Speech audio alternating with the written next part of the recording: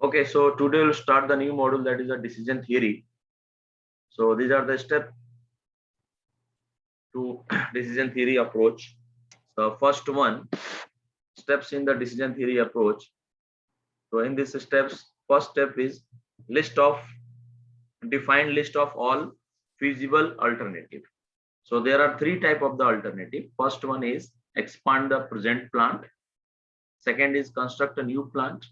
And third is nothing but subcontract production for the extra demand.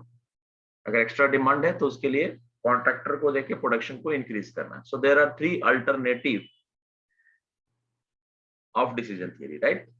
So this is the first one कि पहले आपको ये out of three में से कोई भी एक अल्टरनेटिव डिसाइड करना है. इस थियरी में आपको यही अप्रोच है कि पहले आपको आउट ऑफ थ्री में से कौन सा डिसीजन लेना है. आई मीन प्रेजेंट प्लांट को एक्सपांड करना है या फिर न्यू प्लांट कंस्ट्रक्ट करना या फिर प्रोडक्शन एक्स्ट्रा अगर डिमांड आ गया तो उसके लिए कॉन्ट्रैक्टर को देके प्रोडक्शन को इंक्रीज करना. So there are three alternative in decision theory. Okay, next step of decision theory is identify the expected future event. This is also called as a state of nature. So इसके अंदर total 4 part है. Future event मतलब क्या क्या हो सकता है demand के रिगार्डिंग. या तो डिमांड बहुत हाई है या फिर मॉडरेट डिमांड है या फिर लो डिमांड है या नो डिमांड ही नहीं है. प्रोडक्शन जो भी आप आइटम प्रोड्यूस कर रहे हो उसका डिमांड नहीं है. तो इसके लिए टोटल 4 पॉसिबिलिटीज है. तो आपको नेक्स्ट स्टेप में ये आइडेंटिफाई करना है कि फ्यूचर में क्या सिचुएशन हो सकता है. ये आपका नेक्स्ट अप्रोच है डिसीजन थियरी.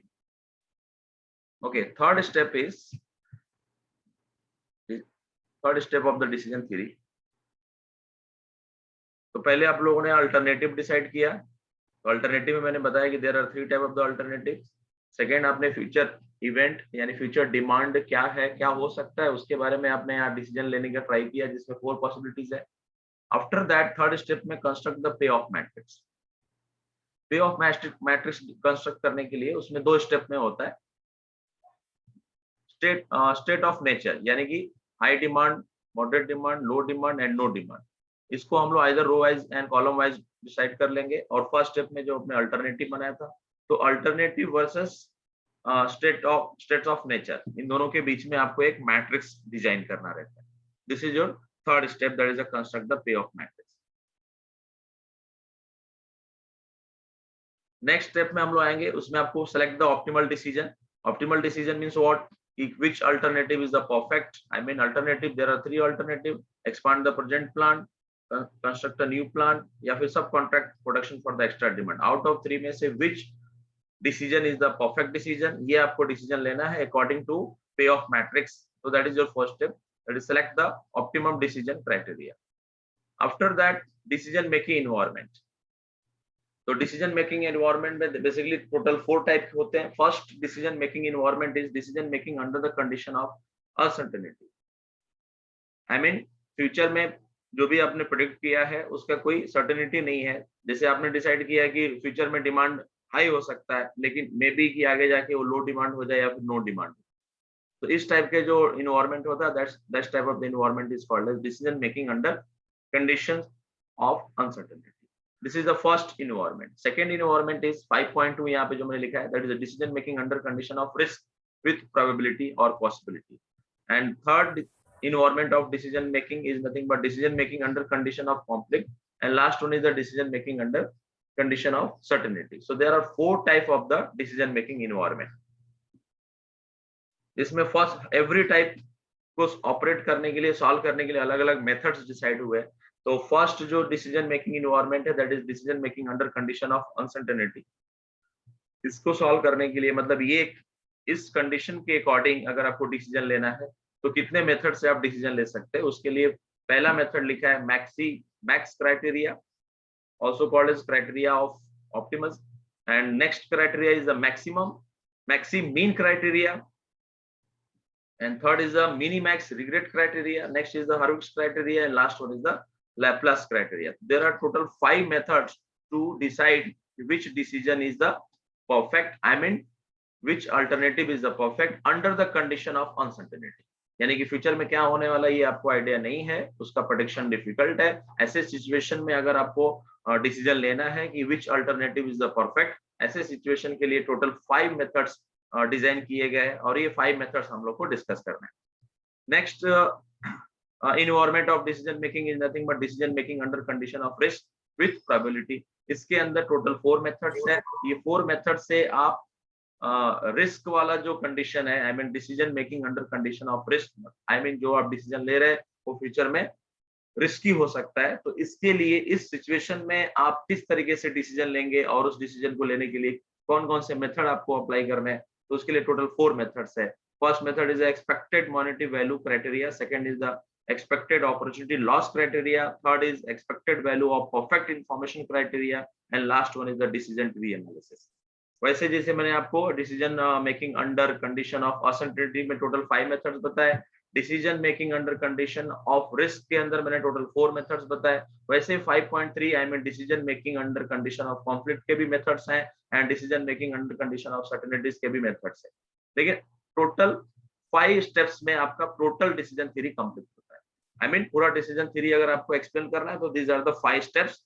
वंस अगेन एक बार मैं रिकॉल कर देता हूँ। फर्स्ट स्टेप में आपको अल्टरनेटिव डिसाइड करना है कि कितने टाइप के अल्टरनेटिव पॉसिबल है। सो देयर आर 3 टाइप का अल्टरनेटिव है, expand the present plant, construct a new plant, या फिर प्रोडक्शन का अगर डिमांड बढ़ गया तो उसके लिए आप सब कॉन्ट्रैक्टर को देके प्रोडक्शन का डिमांड इंक्रीज कर सकते हैं। तो आउट ऑफ 3 डिमांड में से आपको एक डिमांड सेलेक्ट करना है, उसके लिए आगे जो मेथड्स दिए थे।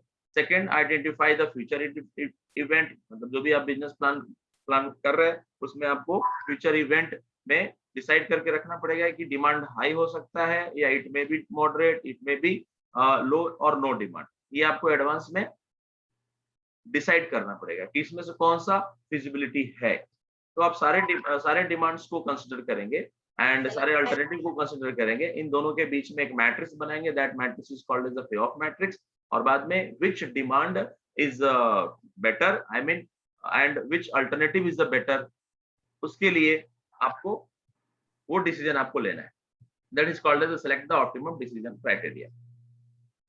बाद में आपको चेक करना है कि आप किस इन्वायरमेंट में डिसीजन ले रहे हैं। तो there are total 4 type of the environment.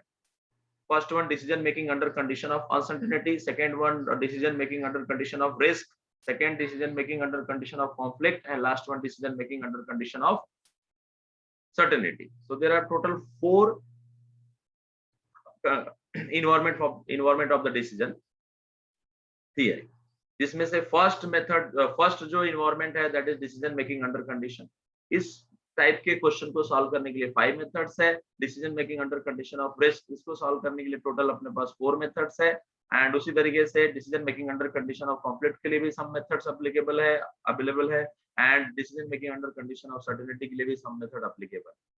सो आपके सिलेबस के अकॉर्डिंग टू योर सिलेबस आपको स्टेप 1, स्टेप 2, स्टेप 3, स्टेप 4 यहाँ तक के स्टेप्स एग्जामिनर आपको पहले ऑलरेडी प्रोवाइड किया रहेगा। आपको सिर्फ स्टेप 5 पे ऑपरेट करना है। अकॉर्डिंग टू योर सिलेबस आपको सिर्फ स्टेप 5 पे ऑपरेट करना है। स्टेप 1, 2, 3, 4 ऑलरेडी क्वेश्चन में पहले से ही दिया हुआ है, उतना मतलब स्टेप 4 तक क्वेश्चन सॉल्व करके दिया रहेगा। आपको सिर्फ स्टेप 5 के ऊपर कॉन्सेंट्रेट करना है। उसमें भी वो मेथड बताएगा कि आप स्टेप 5 में आने के बाद कौन सा मेथड यूज करना है, वो भी क्वेश्चन में मेंशन किया रहेगा कि आप मैक्सिमीन क्राइटेरिया और क्राइटेरिया ऑफ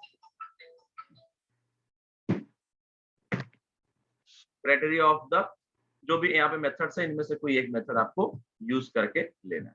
तो पहले आप ये सिलेबस, ये जो भी स्टेप्स है इसको आप प्रॉपर्ली नोट डाउन कर लो। आफ्टर दैट मेथड के बारे में डिस्कस करते हैं। ओके, तो बेसिकली मैंने आपको अभी सिलेबस बताया, एक फ्लो दिया, जैसे कि मैंने गेम थियरी और जितने भी चैप्टर्स थे हर बार मैंने आपको एक फ्लो दिया है। इस बार मैंने एल्गोरिथम प्रोवाइड किया है, इसी को हम लोग फ्लो चार्ट में भी ड्रॉ करके लिख सकते थे, बट आप स्टेप्स थ्रू लिखो। तो ये है, this is the algorithm of the decision theory, जिसमें टोटल 5 स्टेप्स में क्वेश्चन सॉल्व होता है। लेकिन आपको 1 to 4 स्टेप, यानी स्टेप 1, स्टेप 2, स्टेप 3, स्टेप 4 यहाँ तक ऑलरेडी क्वेश्चन में प्रोवाइडेड रहेगा। यानी कि मैट्रिक्स बना के वो लोग देंगे, अल्टरनेटिव डिसाइड कर लेंगे, ये फ्यूचर इवेंट भी डिसाइड किया रहेगा एग्जामिनर, एंड मैट्रिक्स भी ड्रॉ करके देगा, and which type of the decision criteria. Sir, कितने मार्क के लिए क्वेश्चन आएगा? Okay, so by using step 1 2 3 हम लोग प्रॉब्लम कंस्ट्रक्ट करते हैं एंड स्टेप 5 के बेसिस पे हम लोग प्रॉब्लम का सॉल्यूशन कैलकुलेट करेंगे।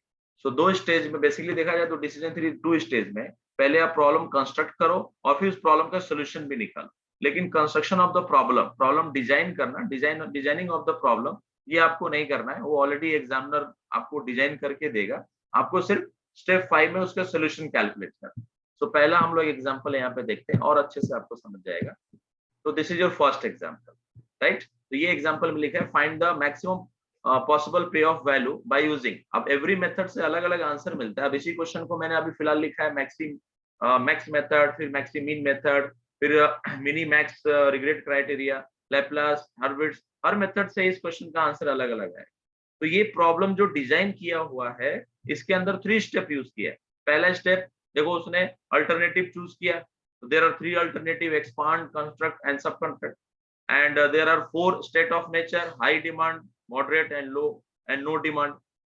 तो ये जो मैट्रिक्स डिजाइन किया हुआ है ये स्टेप 1, स्टेप 2 और स्टेप 3 के हेल्प से ये मैट्रिक्स डिजाइन किया है। तो 3 स्टेप में फाइनली प्रॉब्लम कंस्ट्रक्ट होता है। आपको इसमें से कौन सा अल्टरनेटिव बेस्ट है, मतलब आपको बिजनेस को एक्सपांड करना चाहिए या फिर न्यू प्लान को कंस्ट्रक्ट करना चाहिए, अगर या फिर third is what, suppose that demand बहुत हाई है तो आपको सब कॉन्ट्रैक्टर को देके डिमांड प्रोडक्शन इंक्रीज करना चाहिए। So what should you do in this question, yani which alternative, expand, construct and subcontract, which one is the best decision, this is your target। तो इसमें से बेस्ट डिसीजन कौन है, ये डिसीजन अलग अलग मेथड के अकॉर्डिंग अलग अलग आंसर आता है। अभी मैक्स मेथड क्राइटेरिया के अकॉर्डिंग इसमें कौन सा बेस्ट डिसीजन होगा वो अभी हम लोग फाइंड आउट करेंगे। फिर इसी क्वेश्चन को हम दूसरे मेथड से सॉल्व करेंगे, उसमें अलग आंसर आएगा। अगर सपोज इस क्वेश्चन में कंस्ट्रक्ट वाला ऑप्शन आता है तो हो सकता है कि दूसरा मेथड यूज करूं तो उसमें एक्सपांड वाला आंसर है, तीसरा मेथड यूज करूं तो सब कॉन्ट्रैक्ट वाला मतलब आंसर है। तो इन तीनों में अल्टरनेटिव में से which alternative is the best, ये आपको डिसीजन लेना है bye using max criteria. Understood. तो स्टेप 1 2 3 ये तीनों स्टेप यूज करके फाइनली हम लोगों ने यहाँ पे मैट्रिक्स रेडी किया है। This matrix is called as the पे ऑफ मैट्रिक्स, जैसा कि आपने स्टेप 3 में लिखा है। तो 1 2 3 में प्रॉब्लम कंस्ट्रक्ट होता है, डिजाइन होता है एंड फोर्थ स्टेप में हम लोग को सोल्यूशन निकालना है। लेकिन सोल्यूशन निकालने से पहले आपको कौन सा मेथड यूज करना है वो मेथड क्वेश्चन में मेंशन किया रहेगा, जिसके अकॉर्डिंग आपको क्वेश्चन सॉल्व करना है। सो होप सो कि आपको पूरा कंसेप्ट समझ में आ रहा है डिसीजन थ्योरी, राइट। तो इसमें से विच डिसीजन, और बहुत ही सिंपल सा क्वेश्चन है और कहीं ना कहीं प्रैक्टिकली फीजिबल क्वेश्चन भी दिख रहा है कि आपको सिस्टम को एक्सपांड करना है या फिर construct the new plant, depend upon the demand. अगर डिमांड आपका बहुत ज्यादा हाई है, जैसे इसमें देखो डिमांड कंस्ट्रक्ट के सिचुएशन में जब कंस्ट्रक्ट अल्टरनेटिव जो लिखा हुआ उसमें डिमांड सबसे ज्यादा हाई है, 70,000 डिमांड है। तो इसका मतलब कि अगर डेटा को देख के देखा जाए तो construct is the best, but which one is the best ये डिसीजन हम लोग नहीं लेंगे, वो मेथड हम लोग को बताएगा कि इसमें से कौन सा बेस्ट अल्टरनेटिव है, राइट। तो आउट ऑफ 3 में से which alternative is the best alternative, this is our target. ये अपने को पूरे चैप्टर में अलग अलग मेथड से सीखना। तो फर्स्ट मेथड, पहले तो हम लोगों ने एनवायरनमेंट डिसाइड किया है, कौन सा एनवायरनमेंट है, decision making under condition of the uncertainty. Question में लिखा हुआ है कि आप solve by using max method criteria. So how to solve by using, I mean how to choose which alternative is the best alternative by using max criteria. तो उसके लिए बहुत ही सिंपल सा स्टेप्स है। फर्स्ट स्टेप में आपको क्या करना है, एवरी रो में से मैक्सिमम वैल्यू चूज करना है, आर मैक्स जिसको बोलेंगे। एवरी रो मतलब रो को मतलब अल्टरनेटिव से रिप्रेजेंट किया गया। तो एवरी अल्टरनेटिव में से जो मिनिमम मैक्सिमम वैल्यू है वो आपको चूज करना है, और जो मैक्सिमम वैल्यूज आए रहेंगे उसके अंदर वापस मैक्सिमम चूज करना है, और जो लास्ट में डिसीजन आएगा that is your perfect decision according to this method. Understood. So this is your solution. तो आप बताओ फर्स्ट अल्टरनेटिव यानी एक्सपांड में which value is the maximum value? 50,000 मतलब हाई डिमांड चूज हुआ। कौन सा demand state of nature choose किया इसमें आपने? हाई डिमांड, राइट, क्योंकि एक्सपांड के सामने हाई डिमांड का वैल्यू 50,000। तो हाई, इस केस में आपने 50,000 यानी हाई डिमांड चूज किया। नेक्स्ट वाले में भी आप हाई डिमांड ही यूज कर रहे हो, राइट, क्योंकि वो भी मैक्सिमम है। एंड लास्ट रो में कौन सा मैक्सिमम है? That is 30,000। तो 30,000 आपने चूज कर लिया, राइट। यहाँ तक क्लियर है? अभी आउट ऑफ 3 वैल्यूज में से मैक्सिमम कौन से? 70,000. 70. तो 70,000 इज द फाइनल आंसर. तो पे ऑफ वैल्यू इज द 70,000. ठीक है. And which alternative is the perfect according to this method? कौन सा चूज हुआ इसमें? 70 कहाँ है? कंस्ट्रक्ट वाले में अवेलेबल है. तो construct alternative is the more appropriate decision according to this method. And what is the पे of value? That is the 70. मतलब आपको ये डिसीजन लेना है तो उसमें कितना अमाउंट पे करना है. So that amount will be 70,000. Understood? Yes, sir. Any doubt? Student, any doubt? No, sir. No, sir. So let's see another example. जैसे कि मैंने आपको बताया एवरी टाइम में 3 एग्जांपल सॉल्व करेंगे और एक प्रॉब्लम आप नोट डाउन कर लेंगे. तो पहले हम लोग 3 प्रॉब्लम समझ लेते हैं और उसमें से एक आप नोट डाउन कर लेंगे.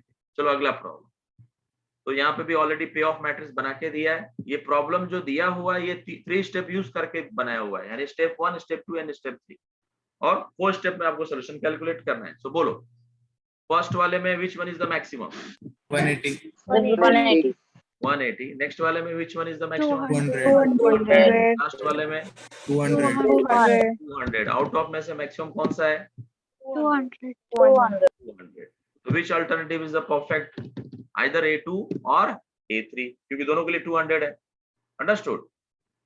Yes, sir.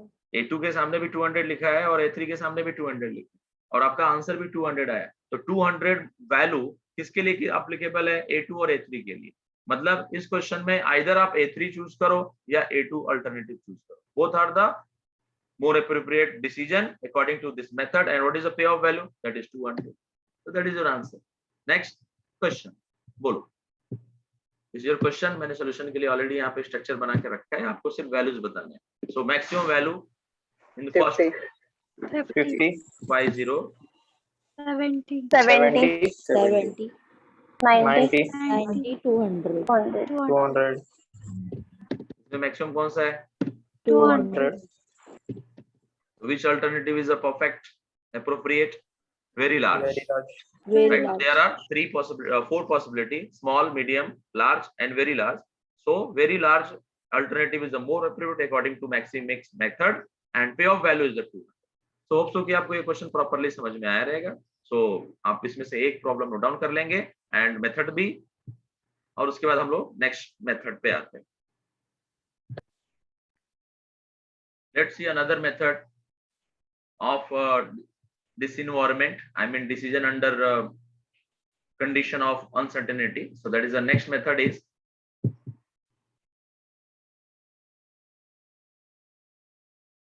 maxi-mean criteria.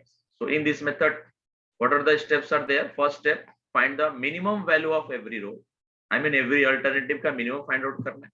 And step 2 में उनके जो भी आपने R minimum निकाला उसका maximum calculate करें. तो आप देख रहे हैं कि मैंने वापस से सेम एग्जांपल लिखा हुआ है. अब इसी क्वेश्चन को हम लोग अलग मेथड से सॉल्व कर रहे हैं यानी मैक्सिमम क्राइटेरिया से. Then which alternative is the appropriate according to this method आपको अभी पता चलेगा. तो यस बोलो. फर्स्ट रो का minimum value -45,000. Yes very good. Next वाले का minimum value is -80,000.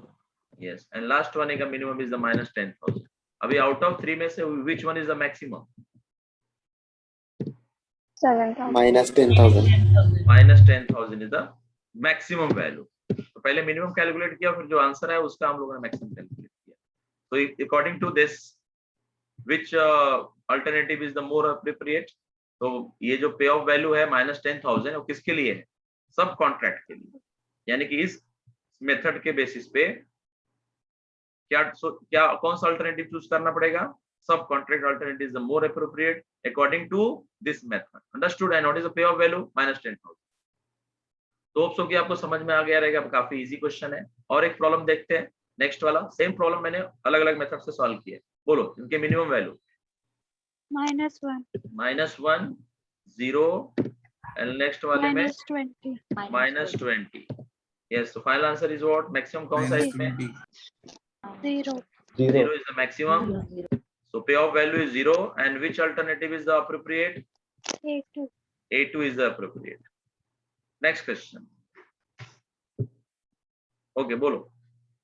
Minimum of first alternative, that that is minus 10, minus 10, minus Q of X 25, alternative is the minus 25 minus 45, 45 and minus minus 120, 120. And out of this, which one is the maximum? minus 10, minus 10, Minus 10 is the maximum. So which alternative is the more appropriate according to this method? small, Small. Yes. So NP of value is minus 10. Understood? Yes. So note down this. Okay. So let's discuss another method of decision making under condition of uncertainty. So that is third method is the minimax regret criteria. So in this method, what are the steps are given? First one, every element of each column will subtract from the largest value. Every column का जो largest value है, उसके अंदर से हम लोग element को subtract कर लेंगे. This is the first step. Second step is the find. इसको देख लेते हैं. ये first step को मैं यहाँ पे समझा देता हूँ कि क्या हो रहा है. तो ये क्वेश्चन में फर्स्ट कॉलम में लार्जेस्ट वैल्यू कौन सा है? 70,000, 70,000. तो ये पूरे कॉलम को हम लोग 70,000 से सब्ट्रैक्ट करेंगे. तो फर्स्ट जो यहाँ पे आएगा दैट इज 70,000 माइनस 50,000. सेकंड जो रिजल्ट आएगा, हम लोग कॉलम वाइज डिस्कस करें तो सिर्फ आप फर्स्ट कॉलम पे कॉन्सेंट्रेट करो, सिर्फ इस पे कॉन्सेंट्रेट करो. तो सबसे पहले इसमें से सब्ट्रैक्ट कर लेंगे. तो 70 is the highest value, largest value. तो 70,000 minus 50,000 that is 20,000. 70,000 minus 70,000 that is 0 and 70,000 minus 30,000 that is 40,000. तो ये फर्स्ट कॉलम को आपने उसके लार्जेस्ट वैल्यू से सब्ट्रैक्ट कर दिया. तो ये इसी तरीके से आप बाकी के कॉलम में भी यही सेम स्टेप्स परफॉर्म करेंगे. This is your step number 1. Understood? Then find the maximum value of every row. ऐसा करने के बाद आपका जो नया मैट्रिक्स बन जाएगा सब्ट्रैक्ट करने के बाद, उसमें से एवरी रो के अंदर से मैक्सिमम वैल्यू सेलेक्ट करो और मैक्सिमम वैल्यू के अंदर जो एक एक रिजल्ट आ रहा है उसके अंदर वापस से आप मैक्सिमम कैलकुलेट करो.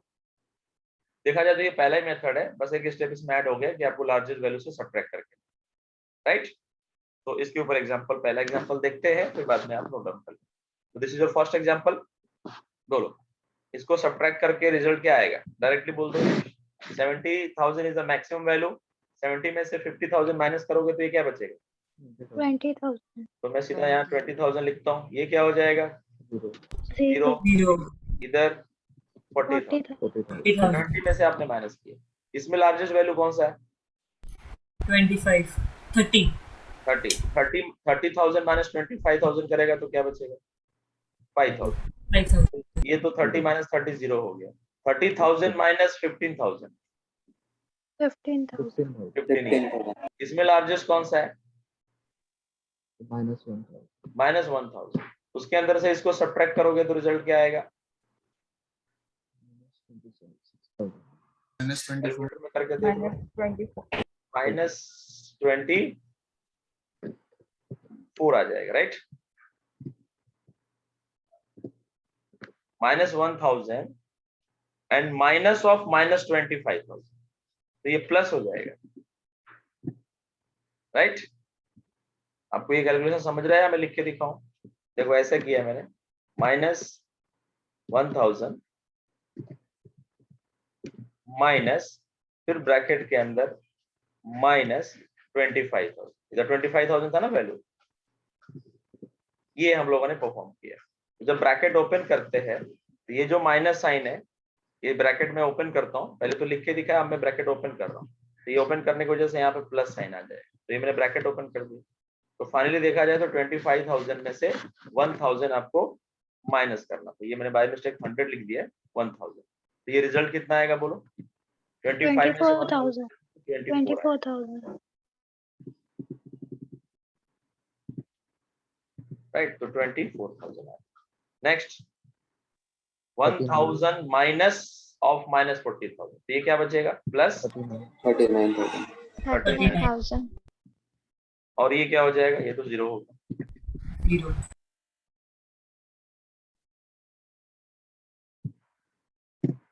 ओके. नेक्स्ट वाले रो में मैक्सिमम वैल्यू क्या है? 10,000, minus 10,000, माइनस 10,000.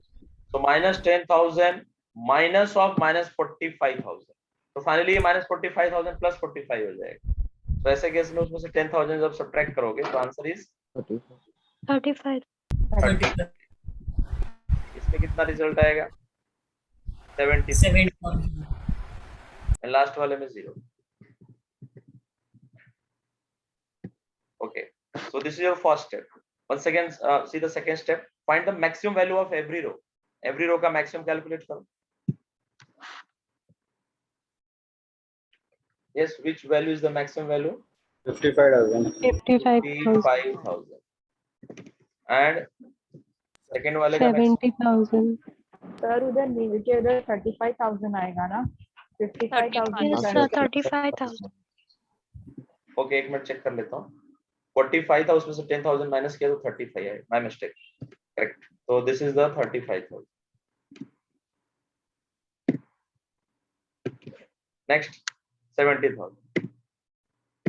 Last वाला 40,000. 40,000. इसमें मिनिमम कौन सा है? 35,000. 35,000. So which alternative is the more appropriate? Expand. Expand. क्योंकि 35,000 expand वाले से आया ना, right? And payoff value is the जो result आया वही आपका payoff है. Understood? So let's see another example based on this. Yes. क्या करना है? पहले कॉलम में ये एग्जांपल है, प्रॉब्लम नंबर 2, और ये इसका सॉल्यूशन मैंने नीचे ऑलरेडी थोड़ा बहुत लिख के रखा है. आपको यहाँ पे एक एक वैल्यू सब्ट्रैक्ट करते जाना. सो बोलो, मैक्सिमम इज 200. 200 में से 40 माइनस करेंगे कितना बचेगा? 160. 160. ये तो 0 हो जाएगा, नीचे भी 0 हो जाएगा, राइट? नेक्स्ट वाले में मैक्सिमम कौन सा है? 150. 150 minus of -1. 151. 151. 150 minus 50. 100. 100. And 150 minus 150. 0. इसमें मैक्सिमम कौन सा है? 60. 60 minus 60. 0. 60 minus 4. 54. And 60 minus of -20. So that is, yes बोलो, 60 minus, फिर ब्रैकेट में वापस -20. तो बीच वाला साइन प्लस हो जाएगा. कितना आएगा? 56 आएगा सर. 54 नहीं आएगा. सर 56 तो आएगा. 56 आएगा. 56 आएगा. इधर क्या आएगा? 80. 80. नेक्स्ट में हाईएस्ट क्या है? 180. So 180 minus 180, that is 0. 180 minus 0 is 180, right? And 180 minus 10, 170. Sorry, बराबर है. 180 minus 10 is 170. ये परफेक्ट है, समझ में आया? कैलकुलेशन ऊपर वैल्यूज भी दिख रहे हैं आपको इधर. आप चाहिए तो वहां से वापस रेफरेंस ले सकते हो. पहले वाले का लार्जेस्ट इज 200 सब्ट्रैक्ट किया, दूसरे में 150 लार्जेस्ट था, थर्ड कॉलम में 60 is the largest, and last वाले में 180 इज द लार्जेस्ट. ओके, यहाँ तक क्लियर है? सबको समझ में आई है? Yes, sir. ओके, सो इसमें मैक्सिमम बताओ. 160. 160. किसी को डाउट है तो पूछो. 180. 180 and 170. इसमें मिनिमम कौन सा है? 160. 160. तो which alternative is the more appropriate? A1. And what is the payoff value? 160. 160. So next question. Question को मैंने ऑलरेडी यहाँ पे वापस से नोट डाउन किया हुआ है सॉल्यूशन में. लार्जेस्ट वैल्यू बोलो. 200. 200. 200 minus 50. 150. So 150. 200 minus 70. 130. 130. 200 minus 90. 110. 110 ना? Yes. और 200 minus 200 is 0. इसमें हाईएस्ट कौन सा है? 35. 35 minus 20. 50. 50. 35 minus 35. 0. 35 minus 35. 0. 35 minus 25. 10. 10. Next वाले में हाईएस्ट कौन सा है? Minus 10. Minus 10. -10. -10 minus 10 0. -10 minus of -25. कितना रिजल्ट आएगा? 15. 15. Okay, -10 minus of -45. तो ये +45 हो जाएगा. 35. 35. बोलो. 110. 110. Yes. Now maximum value of first row. 150. 150, Next वाले में 130, 30, 110, 110, 110, 110. बोलो मिनिमम कौन सा है इसमें? 110. 110, 110. तो 110 दो अल्टरनेटिव में आ रहे हैं, लार्ज एंड वेरी लार्ज. इस मुझे सिर्फ ऑप्शन दिख रहा है कॉल ले. Yes, both are appropriate and payoff value is the 110. Understood? Yes, student, any doubt? Okay, so that is a small correction in step number 3. In step number 3, you have to find the minimum value among the R max, not maximum. Previously यहाँ पे maximum लिखा हुआ था, but now minimum मैंने change कर दिया. So find the minimum value among R maximum. So first of all, you find the subtract the largest value from each column, and then find the maximum value of every row, and then maximum value of every row का जो minimum value है, that is your final answer. जैसा कि मैंने यहाँ पे बताया, right? तो यहाँ पे एक small correction था जो कि मैंने यहाँ पे कर दिया. यहाँ पे पहले यहाँ maximum लिखा हुआ था, actually वहाँ minimum होना चाहिए. Understood? So let's see another example. Another method. Hurwitz criteria. So in this method, you have to find the maximum value of every row, and you have to find the minimum value of every row. मतलब maximum भी calculate करना है, minimum भी calculate करना है, यानी आपको दो extra column बनाना है. And third step में payoff value calculate करना है by using this formula, where formula is the alpha times R max plus 1 minus alpha times R min. यानी कि इस क्वेश्चन में, इस मेथड में आपको R max भी कैलकुलेट करना है, R min भी कैलकुलेट करना है, दोनों वैल्यू लाके इस फॉर्मूले में सब्स्टिट्यूट करेंगे. एंड क्वेश्चन में अल्फा का वैल्यू दिया रहता है. Alpha is called as the coefficient of index of optimism. तो क्वेश्चन में ऑलरेडी गिवन रहेगा, अल्फा का वैल्यू ऑलरेडी दिया रहता है. ठीक है, सो इसमें अल्फा का वैल्यू जो भी क्वेश्चन में गिवन रहेगा वो सब्स्टिट्यूट करेंगे, R max R min निकालेंगे, और लास्ट में एक नया कॉलम बनेगा P वाला कॉलम, यानी कि P ऑफ P, एंड फिर उसमें से जो मैक्सिमम P है वो हम लोग चूज कर लेंगे. तो आई थिंक आपको ये सारे स्टेप समझ गए रहेंगे. एग्जांपल के थ्रू और बेटर तरीके से समझते हैं. सो this is your first example. आप अगर नोटिस कर रहे हैं तो मैं एक ही एग्जांपल अलग अलग मेथड से सॉल्व कर रहा हूँ. ठीक है, तो ये है आपका एग्जांपल नंबर 1, जो ऑलरेडी मैंने मैक्सिमिक्स क्राइटेरिया से भी सॉल्व कर लिया. ऑलरेडी प्रीवियसली 3 मेथड से सॉल्व करके इसका अलग अलग आंसर्स हम लोगों ने डिसाइड किया. अभी हर्विट्ज क्राइटेरिया के according which alternative is the best alternative, ये हम लोग देखते हैं. तो फर्स्ट रो में मैक्सिमम बोलो, that is 50,000. Second row में maximum is what? 70,000. Understood? And third Yes. one का maximum value is 30,000. 30,000. And now calculate once again R minimum. So first वाले minimum is what? Minus 45,000. 45. Next वाले minimum क्या है? देखो, minus 80,000. minus 10,000, 1,000. Minus minimum चाहिए, हाँ, 10,000, 10,000. Okay, अब ये दोनों वैल्यू लाके इस फॉर्मूले में सब्स्टिट्यूट करो, एंड देन कैलकुलेट करके आंसर बताओ पी का वैल्यू. क्वेश्चन में अल्फा दिया है, आप देख रहे हो, अल्फा इज द 0.8, राइट. इसमें अल्फा की जगह 0.8 पुट करेंगे. पहला कैलकुलेशन मैं आपको बताता हूँ, फिर उसके अकॉर्डिंग आप बाकी का सॉल्व कर लें और मुझे 1 बाय 1 आंसर बता. बोलो अल्फा का वैल्यू क्या है? 0.8. तो मैं 0.8 इंटू R max कितना निकाला है? 50,000. ठीक है, प्लस 1 माइनस अल्फा. तो अल्फा का वैल्यू क्या है? 0.8. 0.8. 1 माइनस अल्फा करोगे तो कितना आएगा? 0.2 आएगा कि नहीं? Yes sir. इनटू ब्रैकेट के अंदर R minimum. R minimum negative है, तो निगेटिव की वजह से ये जो मिडिल वाला साइन है ना, ये वाला साइन, ये माइनस हो जाएगा, राइट, क्योंकि R मिनिमम का वैल्यू निगेटिव है, इसके लिए वो माइनस हो जा रहा है बीच का, नहीं तो फॉर्मूले में प्लस ही लिखा. तो यहाँ पे मैं 4 5 इतना लिख दूंगा. अब इसको सॉल्व करके आंसर बताओ. वही आंसर यहाँ पे मैं लिखने वाला. Yes, tell me the answer.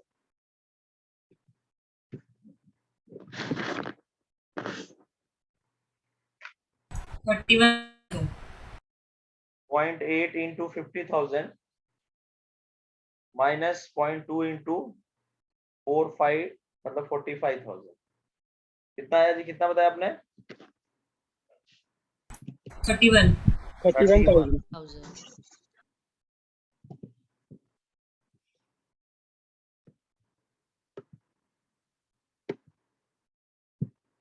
Okay, next calculation आप परफॉर्म करो खुद से और मुझे वैल्यू बताओ।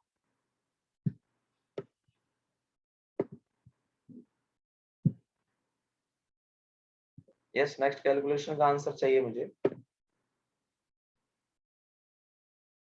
40,000. Yes. So 0.8 into 700 minus 0.2 into कितना वैल्यू है 80,000 माइनस 80,000 ऑलरेडी उस माइनस का हम लोगों ने स्टार्ट में लिख दिया है। इसका रिजल्ट आपने कितना बताया मुझे? 40,000.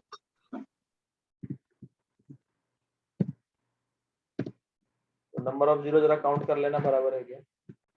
Okay, next 22,000. 22,000. ओके, वैल्यूज क्या क्या लिखेंगे? सो 0.8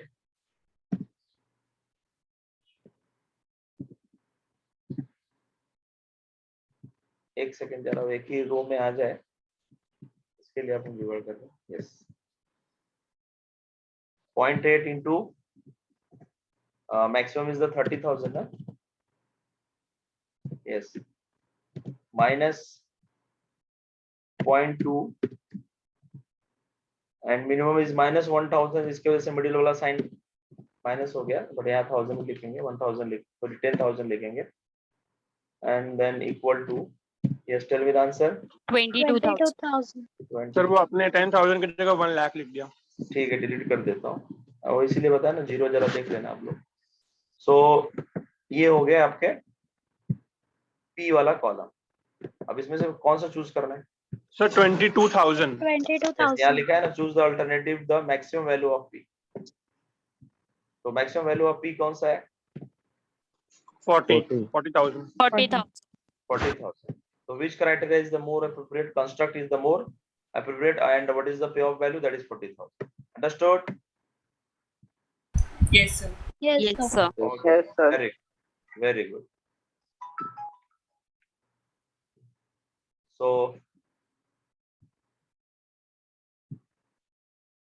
okay, look, so let's see another example based on the Hurwitz criteria. Once again, alpha is the 0.8. So this is your payoff matrix. So now find the R max, yani first alternative ka maximum value. Tell me. That is 180. And second wale ka maximum value is the 200. Third wale alternative ka maximum value is the 200. Understood? And what is the minimum of first alternative? That is -1. -1. And then 0. 0. -20. -20. Now substitute the value in this formula and calculate the value of P. So, and alpha once again 0.8 hai. So 0.8 into 180, right? And plus नहीं minus लिखना पड़ेगा because इधर value -1 है. And 1 minus alpha is the 0.2 into 1. What is the answer? 143.8. 143.8. Calculate the next value. Once again 0.8 into, now maximum is a 200 and plus 0.2 into 0. So finally answer is what? 160. 160. And next one is what? That is 200 is the maximum. So 0.08 into 200. And इस बार minus sign है इसलिए minus लिख देंगे. 0.2 into 20. And what is the value? 156. 156. अब इसमें से कौन सा चूज करना है आपको? 160. मैक्सिमम चूज करना है. So maximum is the 160. So finally answer is the 160. The which alternative is the more appropriate according to this method? A2 is more appropriate, right? Yes. And payoff value is the 160. Understood? So काफी easy question है ये. Next question number 3. Once again tell me the R max of the first alternative. 50. That is 50, 70. 70, 70. 90. 90. 200. and our minimum is -10, -25. Correct है, check करना आप लोग भी. 45 and -120. ठीक है, करेक्टली आंसर बोलेंगे आप लोग. मैं लिख देता हूँ इसे. अल्फा इस बार 0.6 है and 50 and 1 minus alpha. If alpha is 0.6, then 1 minus alpha is the 0.4, so plus 0.4 into, मैं यहाँ 10 लिख देता हूँ, हालांकि -10 है बट वो माइनस में यहाँ पे रिप्लेस कर, ऐसे करके इसका एक आंसर आएगा.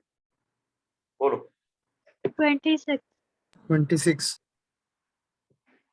26.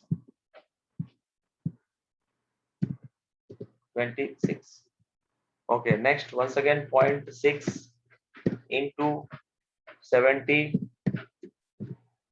इसका वैल्यू भी माइनस ही है, तो -0.6 into 25 और इक्वल टू 32. सर वहाँ पे 0.4 है. 0.4 आएगा, माय मिस्टेक. नेक्स्ट वाले में once again 0.6 into 90. इसका भी वैल्यू निगेटिव ही है तो माइनस लगा देंगे and that is 0.4 into 45 equal to, tell me the answer. 36. 36. 36. Okay, next 0.6 once again and value is 200. इसका भी निगेटिव है तो -0.4 into 120. Tell me the value. 72. 72. 72. Maximum कौन सा है इसमें से? Which one is the maximum value? 72. So very large alternative is the more effective, right? So this is your Hurwitz criteria. Now next is Laplace criteria. इसके अंदर क्या करते हैं, तो first of all find the average of every alternative. Every row का average calculate करेंगे और उसके अंदर से मैक्सिमम वैल्यू चूज करें. So simple method. Yes, let's see the example. Find the average of first one. सबको ऐड करके 4 से डिवाइड करो क्योंकि यहाँ पे टोटल 4 एलिमेंट्स है. एवरेज निकालने आपको आता है, जितना भी डेटा रहता है सबको ऐड करते हैं और नंबर ऑफ डेटा से डिवाइड करते हैं. तो फर्स्ट रो में 4 एलिमेंट है तो सारे एलिमेंट को ऐड करके डिवाइड बाई 4 कर लेंगे. राइट, क्या लिखना है आपको मालूम है ना. 50,000 प्लस 25,000 माइनस 25,000 माइनस 45,000 पूरा ऐड करके जो रिजल्ट आएगा divide by 4. This is your first answer. 1250. 1250. 50. आपको समझ में आ रहा है ना ये वैल्यू कैसे आया? किसी को भी डाउट है तो पूछो. Yes, sir. 50,000 plus 25,000. First row के सारे वैल्यूज को मैं ऐड कर रहा हूँ. ये जो फर्स्ट वैल्यू है फर्स्ट रो, इसमें 50,000 प्लस 25,000 माइनस 25,000 माइनस 45. वैसे भी मिडिल वाले दोनों कट जाएंगे क्योंकि 25,000 प्लस और माइनस दोनों के साथ है तो बचेगा 50,000. 50,000 में से 45 माइनस करोगे तो क्या बचेगा? 5,000. तो इस तरह से सबका एडिशन किया तो 5,000 आया और नंबर ऑफ डेटा 4 है तो 5,000 को 4 से डिवाइड किया तो 1250 आया, जैसे कि आप बता रहे हो. करेक्ट है? Yes. Yes, sir. तो माइनस में आंसर आ रहा है. Minus 5,000. minus Minus 5,000. 5,000. माइनस में कैसे आएगा? 1250 प्लस के साथ आएगा ना. Yes, sir. Sir, सेकंड वाला. Second वाला sir, sir. second वाला. हाँ, सेकेंड वाला ना. सेकेंड वाला यस. तो आप जैसे मैंने My- फर्स्ट वाला किया वैसे 70,000 प्लस 30,000 ये कितना हो गया? 1 लाख हो गया और माइनस 80,000 माइनस 40,000 माइनस 1,20,000. तो 1 लाख कैंसिल माइनस 20,000 माइनस 20,000 को 4 से डिवाइड करोगे तो आंसर इज माइनस Minus 5,000. 5,000. ये तो ओरली सॉल्व हो गया. नेक्स्ट वाले में आते हैं 30,000. 8,500.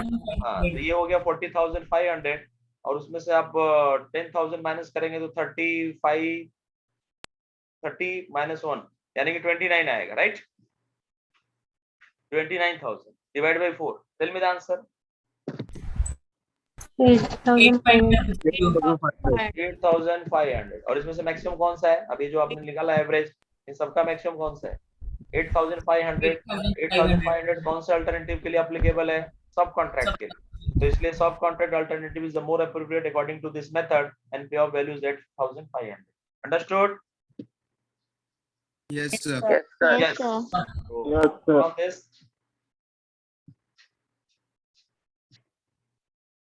Okay, so let's see another example based on Laplace criteria. That is problem number 2.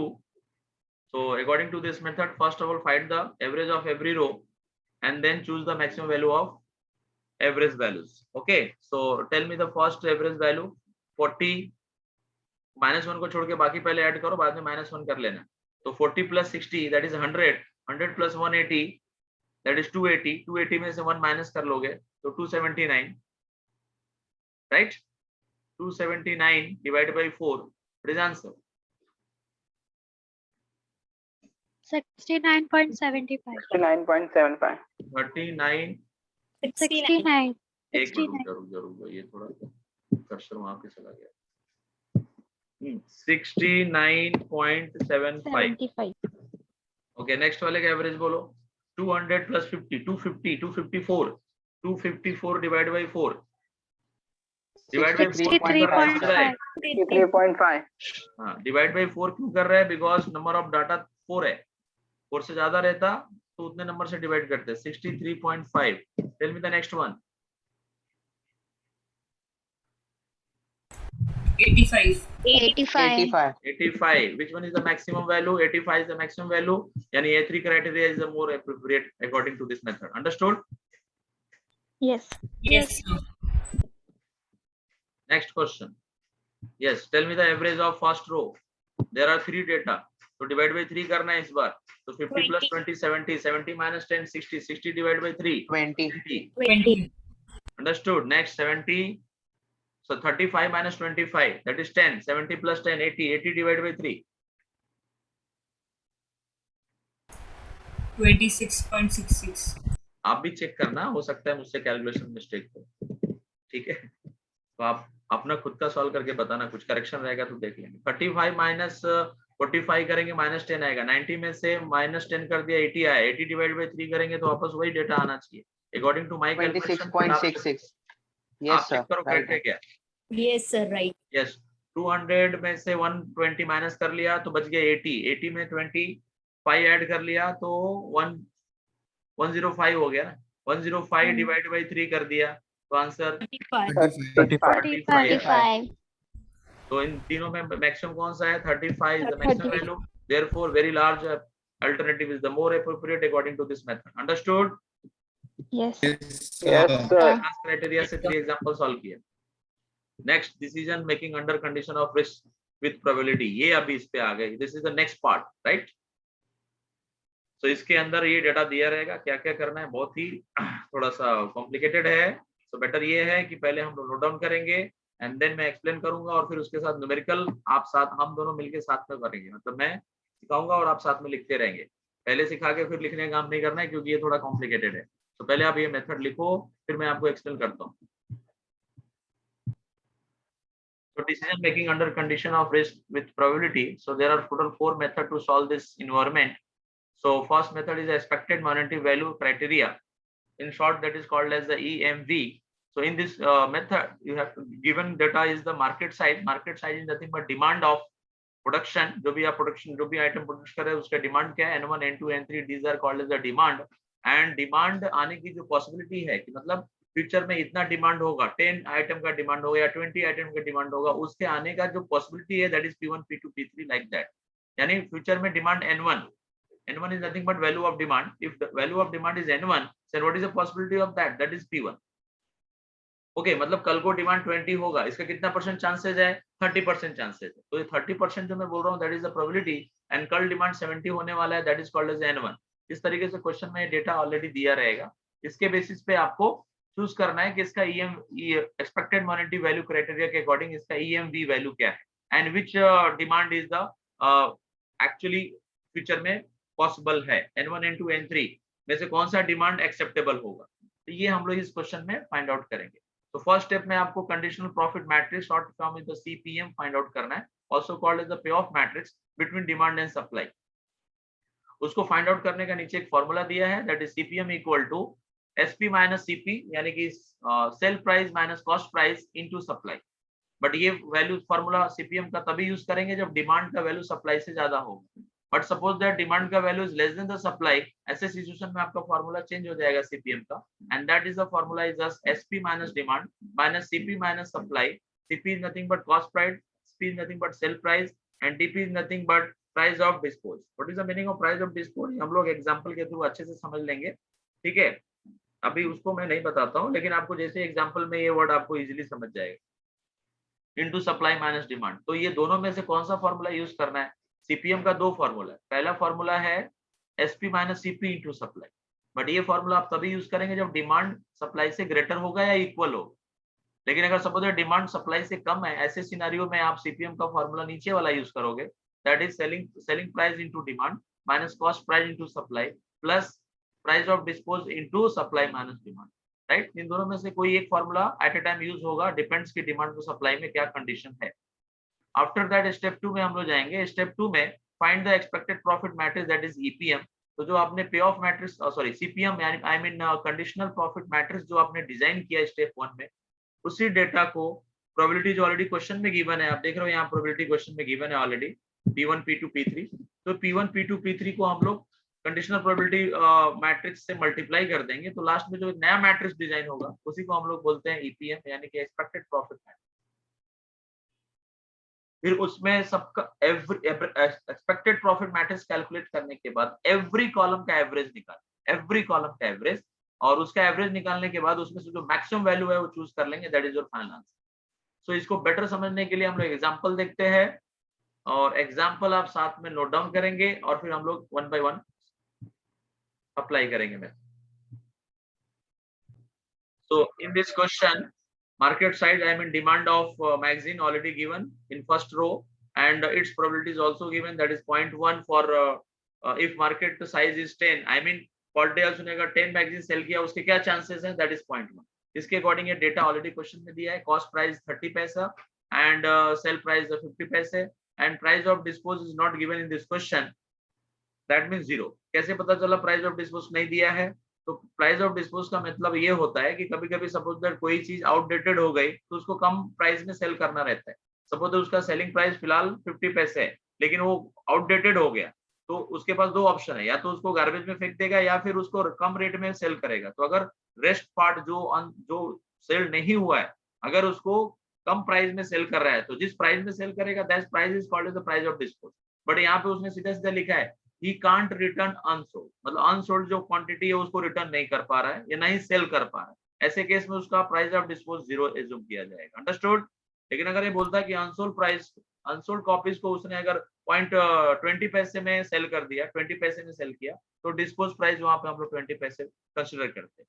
But यहाँ सीधा सीधा बोला he can't return unsold, मतलब वो सामने वाला कंपनी रिटर्न नहीं ले, मतलब वो उसका जो मटेरियल है जो अनसोल्ड है वो वेस्ट हो गया, तो वो वैल्यूज हम लोग 0 लेंगे, वो प्राइस कंसीडर नहीं करेंगे। तो चलो यहाँ पे हम लोग एक एक वैल्यूज नोट डाउन करते हैं, आप भी मेरे साथ नोट डाउन करते रहे। तो कॉस्ट प्राइस क्वेश्चन में कितना दिया है? क्लियर 30 पैसे लिखा है, ठीक है।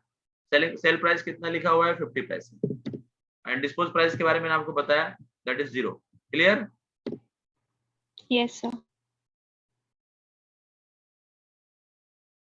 ओके, तो ये 3 डेटा के अकॉर्डिंग हम लोग अभी यहाँ पे मैट्रिक्स कैलकुलेट करेंगे। सो first of all right this formula, और इस फॉर्मूले में हम लोग वैल्यू सब्स्टिट्यूट करेंगे। तो आपको फॉर्मूला लिखने की जरूरत नहीं है, आप सीधा वैल्यू सब्स्टिट्यूट करो, बिकॉज ऑलरेडी आपने फॉर्मूला नोट डाउन किया है। बस मुझे ये सेलिंग प्राइस का वैल्यू बताओ, दैट इज 50। आप भी ऐसे साथ में लिखो 50 माइनस 30। नेक्स्ट फॉर्मूला के अकॉर्डिंग ये जो नीचे लिखा हुआ है फॉर्मूला, मैंने इसलिए लिखा क्योंकि ऊपर स्क्रॉल डाउन करके अप करके देखना पड़ेगा, इसलिए मैंने यहाँ लिखा, बट आपके पास नोटबुक में ऑलरेडी है, तो आपको ये फर्स्ट लाइन ये फॉर्मूला लिखने की जरूरत नहीं है, आप सीधा फॉर्मूला के अंदर वैल्यू सब्स्टिट्यूट करो। तो मैंने पहली लाइन में सब्स्टिट्यूट कर दिया, सेकंड लाइन में सब्स्टिट्यूट करने जा रहा हूँ। यस, सेलिंग प्राइस कितना है क्वेश्चन में? 50, फिर वैल्यू सब्स्टिट्यूट कर रहा हूँ, and CP minus supply, CP into supply, CP कितना है क्वेश्चन में? 30, तो यहाँ मैंने 30 लिख दिया, okay. And disposal price is nothing but sorry price of dispose is nothing but 0, तो यहाँ पे मैंने 0 लिख दिया। ये आपने नोट डाउन कर लिया? Yes. Okay. अब आते हैं मैट्रिक्स जो कि अपना टारगेट है। टारगेट क्या है? Draw the conditional profit matrix, this is first step CPM. आप शॉर्ट में लिख लेंगे स्टेप 1 फाइंड सीपीएम, पूरा डिटेल लिखने की जरूरत नहीं है, और बाद में ये सीपीएम का ये जो मैंने वैल्यू सब्स्टिट्यूट करके फॉर्मूला लिखा है वो नोट डाउन करना। अब यहाँ पे आपको वैल्यू बताना, तो मैंने इधर डिमांड और सप्लाई दोनों को रो वाइज और कॉलम वाइज अरेंज कर दिया। कॉलम वाइज मैंने डिमांड लिखा है, सप्लाई मैंने रो वाइज लिख दिया है, और ये वैल्यू मैंने वही नोट डाउन किया जो यहाँ क्वेश्चन में दिया है। मार्केट साइज 10, 11, 12, 30 एंड 40, तो these are the market size. तो अगर सपोज दैट डिमांड 10 है और सप्लाई भी 10 है, तो व्हाट इज द वैल्यू? तो आप बताओ मुझे, अगर डिमांड फर्स्ट में demand is 10 and supply is also 10, right? So ऐसे सिचुएशन में कौन सा फॉर्मूला यूज करेंगे? ऊपर वाला यूज करेंगे, क्योंकि जब डिमांड और सप्लाई इक्वल रहता है तो ये वैल्यू यूज करेंगे। तो 50 - 30 क्या आता है वैल्यू? 50 - 30 is what? 20. 20। और सप्लाई कितना है फिलहाल? 10 है, तो 10 है। को 20 से मल्टीप्लाई करोगे तो रिजल्ट क्या आएगा? 200. 200। पहले आप ये पूरा मैट्रिक्स लिखो।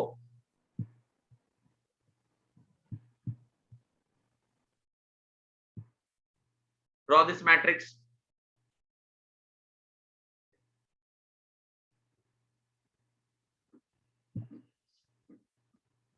ओके, तो अभी हम लोग सप्लाई 10 पकड़ के ही चल रहे हैं, क्योंकि हम लोग फर्स्ट कॉलम के वैल्यू सब्स्टिट्यूट करते जाएंगे, राइट? तो फर्स्ट कॉलम में सप्लाई तो 10 है, डिमांड भी 10 है, तो दोनों इक्वल है, तो हमने फॉर्मूला ये वाला यूज किया, अंडरस्टूड? और इधर सप्लाई की जगह मैंने 10 सब्स्टिट्यूट किया, तो आंसर मिल गया 200। नेक्स्ट में अगर हम लोग जाते हैं तो डिमांड ग्रेटर है, राइट? तो इफ डिमांड इज ग्रेटर, क्योंकि सप्लाई तो 10 फिक्स किया है, सप्लाई इस पूरे कॉलम के लिए 10 फिक्स है, सिर्फ डिमांड चेंज होते जा रहा है। तो सप्लाई 10 है, डिमांड 10, तो आपने आंसर 200 कैलकुलेट किया।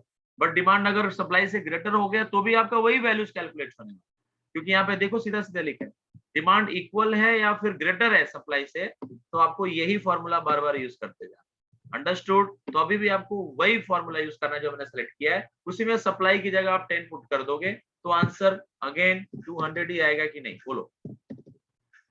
Yes, sir. Yes, sir. तो फटाक से आप 200 लिख लेंगे। चलो नेक्स्ट में आते हैं। अभी इस बार आप ध्यान से देखो, सप्लाई ग्रेटर है, क्योंकि सप्लाई का वैल्यू क्या है?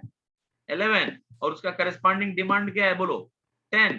तो demand is less than supply, तो फॉर्मूला नीचे वाला यूज होगा, अंडरस्टूड? इस फॉर्मूले में, नीचे वाले फॉर्मूले में आप, जो भी मैंने हाईलाइट किया हुआ है अगर आपको दिख रहा हो, तो नीचे वाले फॉर्मूले में आप सब्स्टिट्यूट करके और आंसर कैलकुलेट करेंगे, because now supply is greater, I mean demand is less. According to this formula, demand is less than supply, then you have to this selected formula.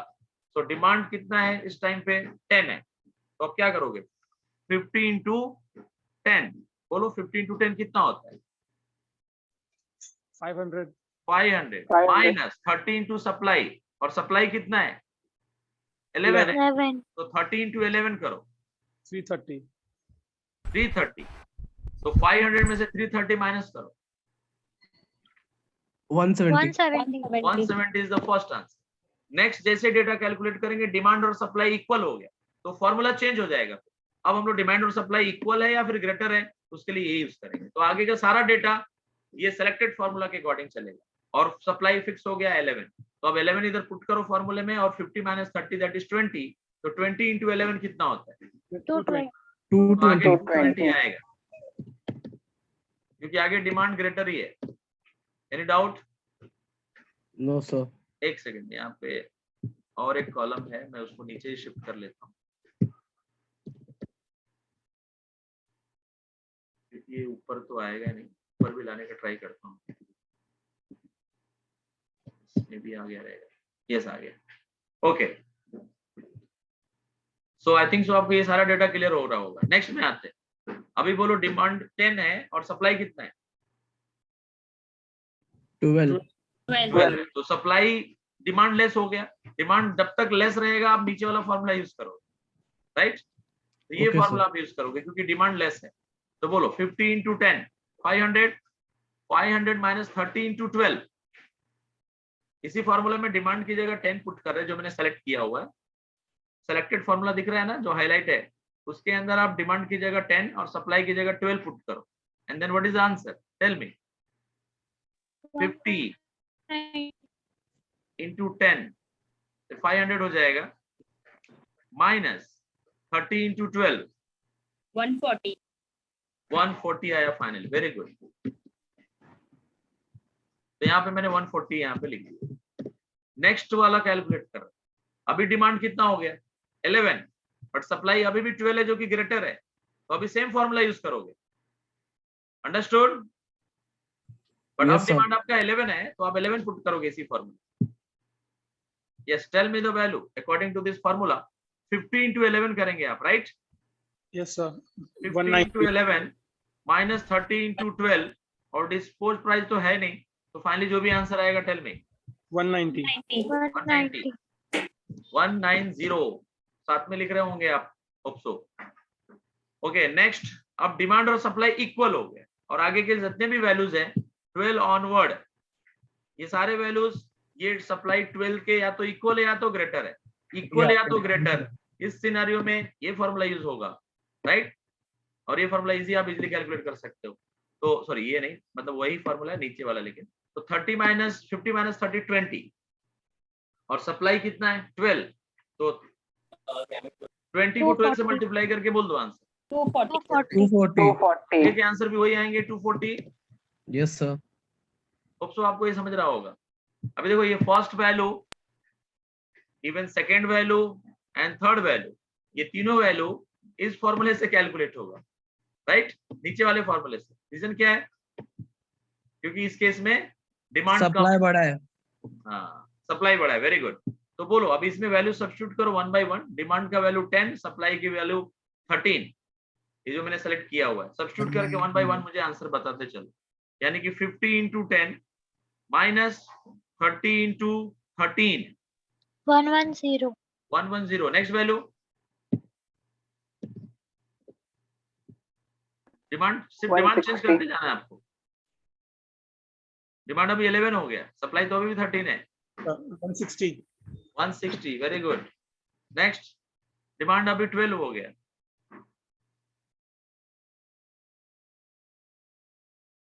बोलो 210. 210।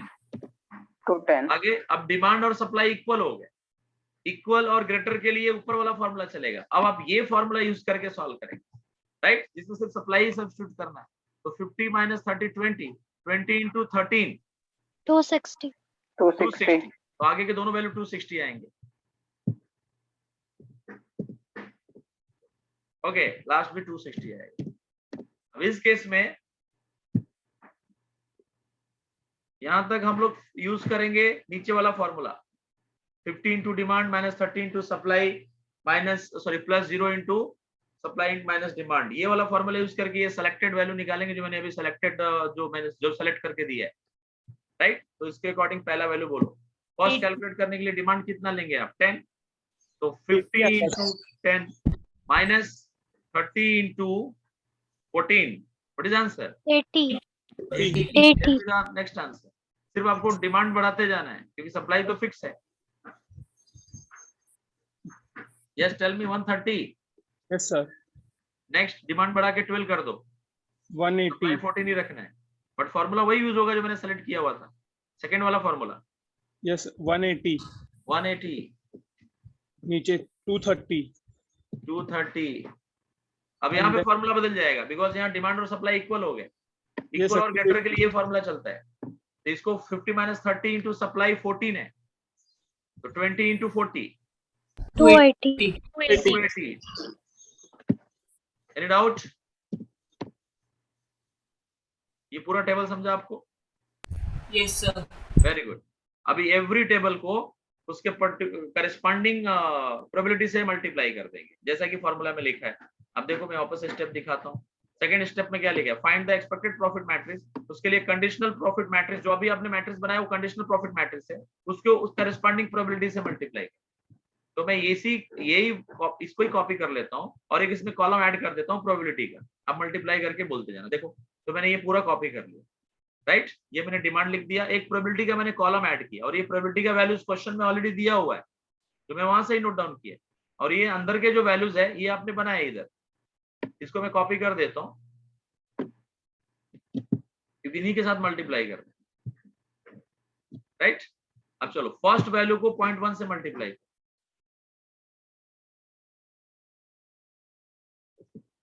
into 0.1. Tell me answer. 20. 20. 20. अगला multiply करके बताओ. Into 15. 17. 0.15. What is answer?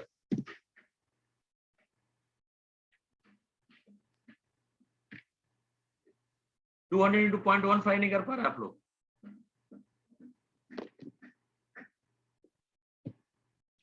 Student, tell me the answer. Am I audible? Yes, sir. 30. 30. 30. 40. हाँ, तो मैं पहला वाला लिखता हूँ, आगे नहीं लिखूंगा. राइट, आगे आप डायरेक्टली वैल्यू बताते जाएंगे. Yes, sir. 0.20. This is equal to, tell me. 40. 40.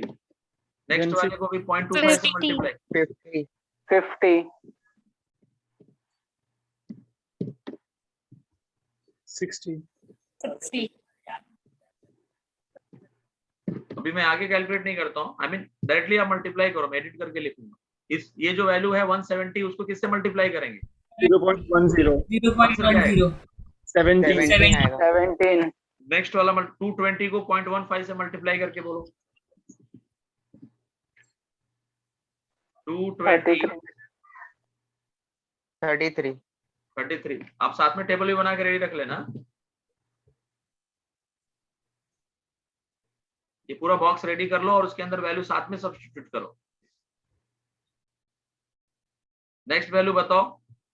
44. क्या किया 44. आपने? 220 को 0.2 से मल्टीप्लाई किया था. राइट, अब 220 को 0.25 से मल्टीप्लाई करो. ये वैल्यू को 0.25, क्योंकि इसका corresponding data is 0.25.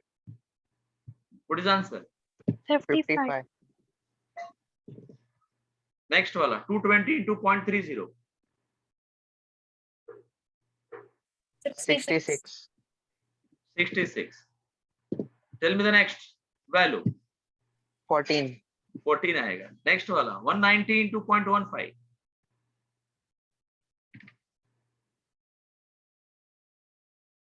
28.5. 28.5. 28.5. Next 240 into 0.2. 48. 48. 48. Next 240 into 0.25. 60. 60. 60. Next 240 into 0.3. 72. 72. तो होप सो आपको समझ में आ रहा होगा अच्छे से. नेक्स्ट वाला बोलो. 11. Next 11. 160 into 0.15.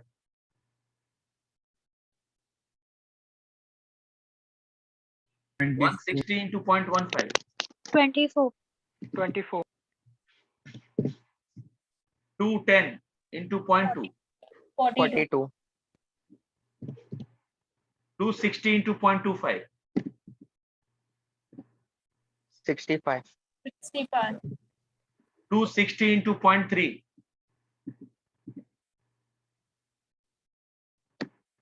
78. Okay, next 80 into 0.1. 130 into 0.15.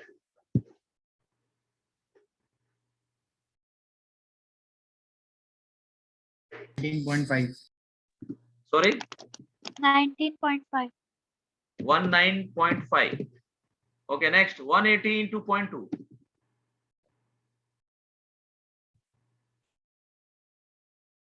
180 into 0.2.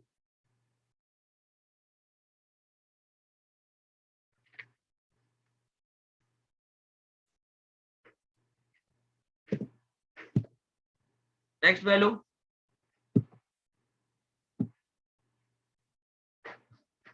230 into 0.25.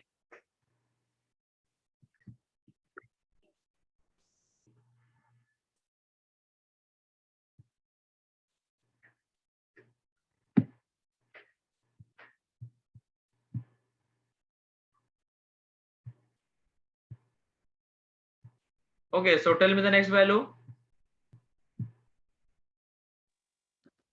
57.5. Next, 280.30. 84. 84 ना? Yes, sir. sir. Yes, sir. Yes, sir. Okay. Find the average. I mean सबका ऐड करो. ये पूरे कॉलम के वैल्यूज को ऐड करो. 20 plus 30 plus 40 plus 50 plus 60. What is the value? 20 plus 30 plus 40 plus 200, 200. sir. Already नीचे 200. लिखा हुआ है, एडवांस में लिख के रखा है, बट फिर भी आप क्रॉस चेक करो. रॉन्ग भी हो सकता है, मेरे साइड से भी मिस्टेक हो सकता है. 17 plus 33 plus 44 plus 55 plus 66. Right, sir. 215. Right. Okay, next. 14 plus 28.5 plus 48 plus 60 plus 70 equal to. Yes, sir. So hope so कि आगे का भी राइट ही रहेगा. Assume Yes, करके sir. चलते हैं, but 220 है नेक्स्ट वाला भी. ओके, ये सब में मैक्सिमम कौन सा है? ये सारे एवरेज वैल्यू में मैक्सिमम कौन सा है? 222.5. Yes, so that is your final answer. अब मुझे बताओ कौन सा डिमांड, मतलब इसमें से कौन सा करेक्ट डिसीजन है? किस कॉलम के लिए वैल्यू आया था ये? सप्लाई क्या रहना चाहिए? 12 ना? Yes. तो उसको 12 सप्लाई मेंटेन करना, यानी कि which one is the correct? 12 This one. 0 probability. मतलब उसको 12 के अकॉर्डिंग मार्केट, मतलब उसके सामने ये एक एजम्पशन है कि मार्केट साइज 12 है.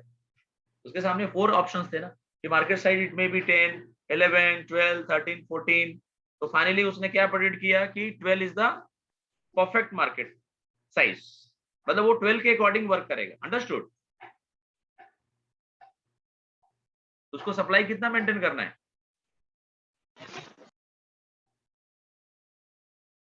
स्टूडेंट्स, 12. 12 मेंटेन करना. तो 12 मेंटेन करेगा तो 10 वाला, अगर सपोज दैट मार्केट में डिमांड 10 है, तो अगर उसने 12 का प्रोडक्शन किया है तो 10 वाले को भी वो सप्लाई दे सकता है, 11 वाले को भी दे सकता है, 12 वाले को भी दे सकता है. लेकिन अगर मार्केट साइड 13 है तो उसका एक का लॉस होगा, और मार्केट साइड अगर 4 है तो वहां पे 2 लॉस होगा. तो कुल मिलाकर 3 लॉस हो रहे हैं. राइट? तो बेस्ट ये है कि इधर अगर आपने 12 का बनाया तो उसको प्रॉफिट हो रहा है और उधर 4 का लॉस हो रहा है. तो फाइनली वो सम कैलकुलेट करके फाइनली ये डिसीजन हुआ है कि मार्केट उसको सप्लाई 12 मेंटेन करना है. That's it. आप वो डायरेक्टली क्वेश्चंस के साथ प्रेडिक्शन मत करो, यहाँ जो रिजल्ट है उसके अकॉर्डिंग प्रेडिक्शन करेंगे. Understood? Yes, sir. Yes, sir. कि आपको ये न्यूमेरिकल अच्छे से समझा रहेगा. Let's see another example based on this, और आपने नोट डाउन भी कर लिया रहेगा. So first of all note down this problem and then we will start this question. So in this question, probability of demand is not given, but number of demand per day given है. तो उसके according हम लोग probability calculate करेंगे. सो आपने question note down कर लिया. अब उसके सॉल्यूशन पे कॉन्सेंट्रेट करते हैं. Number of copies sold per day is 15, 20, 25 like that, and number of day of demand occur is 6 like that. ये टोटल डिमांड को ऐड करके बताओ. तो हम लोग इसकी 200. प्रोबेबिलिटी कैलकुलेट करेंगे. 6 प्लस 14 प्लस 200. 200. 200. तो प्रोबेबिलिटी कैलकुलेट करेंगे. Number of demand divide by total days, तो 66 upon 200. What is the result? 0.03. Okay, 0.06 divide by 200 equal to 0.03. Clear? Okay, next value 14 divide by 200. 0.07. 0.07. Very good. 200 divide by, sorry, 20 divide by 200. 0.1. Next value 80 divide by 200. 0.4. 0.4. 0.4. Okay, 40 divide by 200. 0.2. 0.2. 30 divide by 200. 0.15. 0.15. 0.15. And last value 10 divided by 200. 0.25. 0.05. 0.05. 0.05. So these are the probability जैसे कि अपना question में requirement है. Okay, so now question को read करके पहले तो हम लोग कॉस्ट प्राइस, सेलिंग प्राइस ये डिसाइड करते हैं. सो कॉस्ट प्राइस क्या है? Butter cost is 40 per kg, right? So cost price is 40 rupees and selling price is 50 rupees, right? And price of dispose के बारे में कोई इन्फॉर्मेशन नहीं दिया है तो जीरो ले लेंगे. तो देखो मैंने डेटा लिख दिया. Cost price 40, selling price 50 and dispose price is 0. अब इसके अकॉर्डिंग हम लोग मैट्रिक्स रेडी करेंगे, right? So this is your first step to calculate the matrix by using this formula. Tell me the value. What is the value of SP? 50. आपने note down किया ना? 50 minus cost price कितना है? 40. इधर भी लिखना है फॉर्मूले में. SP is the 50 and cost price is the 40 and price of dispose is 0. इसका यूज करके हम लोग ये मैट्रिक्स रेडी करेंगे. This matrix is called as conditional profit matrix. तो पहले आप इतना ये पूरा टेबल रेडी करो. ब्लैंक टेबल एक बनाओ नोटबुक में और फिर साथ में प्ले करते हैं. Okay, so let's start this finding the conditional profit matrix. So when demand is greater than equal to supply, then you have to use 50 minus 40 into supply wala formula. And if demand is strictly less than supply, then you have to use the 50 into demand minus 40 into supply plus 0 into supply minus demand. Understood? So first case, here demand and supply both are same. I mean, in this case, you have to use the formula 50 minus 40 into supply. Understood? So now substitute the value of supply, that is 15. What is answer? So 50 minus 40 is 10. 150. 150. And आगे demand greater ही है तो हर बार 150 ही होगा. मेरे साथ आप note down कर लेंगे.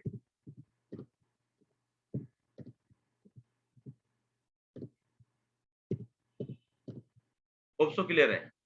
Next question में आते हैं.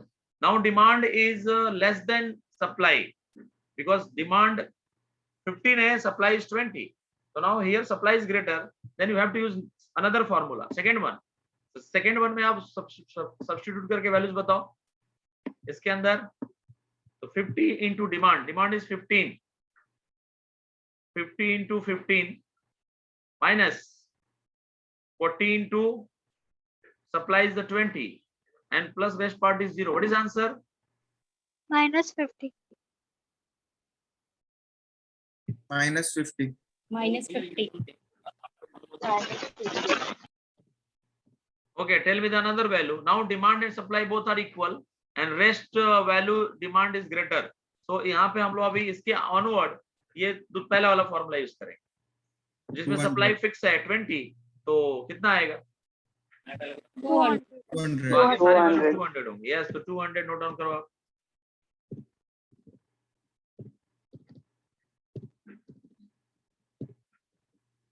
Okay. Next, now once again supply is greater than demand. So now you have to use the another formula 50 minus demand. What is the value of demand? That is 15. So 50 into 15 minus 40 into supply is the 25. What is answer? Yes, tell me the answer. Minus 2. Minus 250. For next value, once again supply is greater. So again use this formula 50 minus demand. Now demand is 20. So 50 minus 50 into 20 minus 40 into 25. What is answer? 0. 0. Next case में demand and supply both are equal और उसके आगे वाले सारे case में demand greater है. इसका मतलब नाउ कंटिन्यूसली आप ये फॉर्मूला यूज करते हैं. तो 25 सप्लाई है, 50 माइनस 40 दैट इज 10. 10 इंटू 25. इसके अनवर्ड हम लोग 10 इंटू 25 यानी कि 250 लिखते चले जाएंगे. यस, तो आप भी नोट डाउन कर लो साथ में.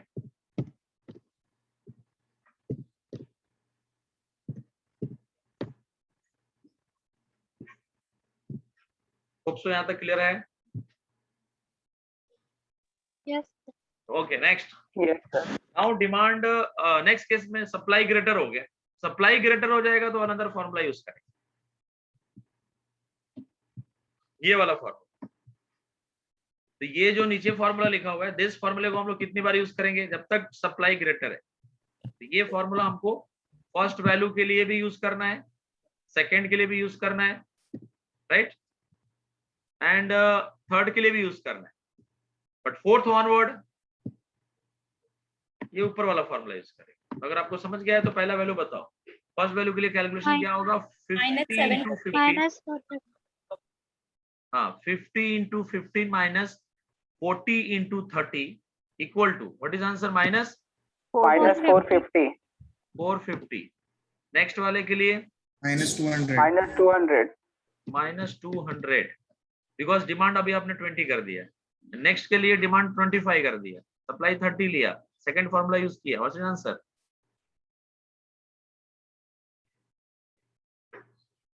50 into 25 minus 40 into 30, 50. 50. सॉरी 50. 50 और इसके आगे अभी देखो डिमांड और सप्लाई इक्वल और डिमांड ग्रेटर होते चला जाएगा। तो ऐसे सिचुएशन में हम ये वाला सेलेक्टेड फॉर्मूला यूज करेंगे। तो 50 minus 40 कितना होता है, 10 होता है।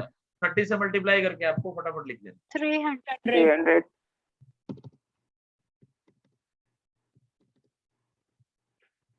फर्स्ट 4 वैल्यूज के लिए। फर्स्ट वैल्यू में डिमांड कम है, इधर भी कम है, इधर भी डिमांड कम है, इधर यहाँ तक डिमांड कम है। तो ये सारे वैल्यूज सेकंड फॉर्मूला से कैलकुलेट होगा, 50 into demand minus 40 into supply. Tell me the answer, first value बताओ, minus 650. minus 650. -650। Next value supply 35 लेना है, सेकंड फॉर्मूला में डिमांड 20 हो चुका है, minus 400. minus 400 next now demand is 25 and supply is still 35 and you have to use the another for second formula, this one. हाँ बोलो, tell me, 50. minus 150 please tell me right answer. Okay, next वाले के लिए भी यही formula use होने वाला है, 50 into demand minus 40 into supply.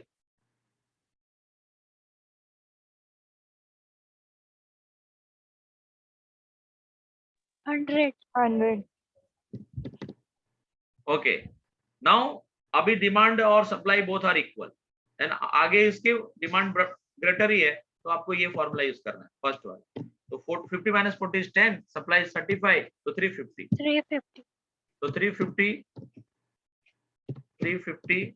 And 350। Hope so आपको ये समझ में आ गया रहेगा। Tell me the another value. Next column में अभी डिमांड यहाँ पे ग्रेटर है, 40 है, कहाँ तक ग्रेटर रहेगा, यस यहाँ तक ग्रेटर। ये सिलेक्टेड वैल्यूज में जो मैंने अभी कॉलम सेलेक्ट किया वो सारे सेल्स के वैल्यू इस फॉर्मूले से आएगा और इस फॉर्मूले में आपको सप्लाई 40 रखना है और डिमांड पहली बार 15 रखेंगे, दूसरी बार 20 रखेंगे, थर्ड टाइम 25, फिर 30, फिर 35। तो डिमांड सिर्फ बदलते जाना है इस फॉर्मूले के अंदर और सप्लाई को फिक्स कर देना है 40 और कैलकुलेशन बताते जाना है। Yes tell me. minus 850. हाँ, तो आपने क्या किया रहेगा, 50 into 15 minus 40 into 40, 40 into 40 ऐसे करके आपने आंसर कैलकुलेट किया रहेगा। तो फाइनली आंसर है850. -850। अगला वैल्यू कैलकुलेट करने के लिए आपने डिमांड minus 600. 20 लिया और सप्लाई 40 लिया। हाँ बोलो, -600 -600। Next -350 minus 50. 350। Next minus 100. 100। Next 150. 150। Now formula change because of demand and supply equal हो गया, फॉर्मूला भी चेंज होके ये हो जाएगा और इसमें सप्लाई फिक्स है दैट इज 40, तो 40 into 10 400, इधर भी 400 आएगा और उसके नीचे भी 400 आएगा क्योंकि डिमांड ग्रेटर है। चलो यहाँ पे स्टार्ट के सारे वैल्यूज, ये सब वैल्यू इस फॉर्मूले से कैलकुलेट होंगे, नीचे वाले फॉर्मूले से। अंडरस्टूड? यस, ये फॉर्मूला जो मैंने सेलेक्ट किया हुआ है तो आपको स्क्रीन पे सिलेक्टेड पोर्शन दिख रहा है, उसी फॉर्मूले से आपको ये कैलकुलेट करना है। कहां तक कैलकुलेट करना है फॉर्मूला यूज करके? पहला, दूसरा, तीसरा, चौथा, यहां तक जाना है। जब तक डिमांड, तो लास्ट वाला छोड़ के बाकी सब इसी से कैलकुलेट होगा। और लास्ट वाला आएगा कितना? वैसे 500 आएगा ना। चलो बाकी के बताओ। फर्स्ट वैल्यू के लिए आप 50 इंटू 15 करोगे एंड 40 इंटू 50 करोगे। -1250. 1250. हाँ, नेक्स्ट वाले में 50 को 20 से multiply, -40 into 50। 1000. Minus Minus 1000. 1000. Yes, 1000. Tell me the another value. Minus 750. -750 Minus minus 500. 500। Tell me the correct answer. Minus 250. अगर आप कुछ गलत हुआ है, that is your responsibility, because calculation आप बता रहे हैं। Yes, tell me the last value.